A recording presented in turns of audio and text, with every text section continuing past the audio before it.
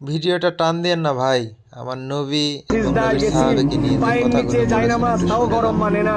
তার নিচে দিয়েছি জুতা, তারপরেও গরম মানে না। কপালে যাওয়ার পরে মনে হলো ফুসা পড়ে গেল। উঠার পরে সবাই তো তাড়াহুড়া করতেছে, আর উনি বলতেছে, আরে আমার পায়ের নিচে জায়নামাজ, আমার পায়ের নিচে জুতা, তারপরে আমার পায়ে গরম লাগে।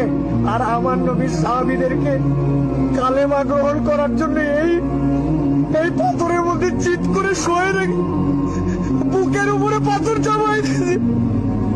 আমার নবীর সাহাবীদেরকে পাগলা উটের পিঠে বেঁধে এই মক্কার অলিগলিতে টেনে নিচ্ছিড়ে বেড়াইছে।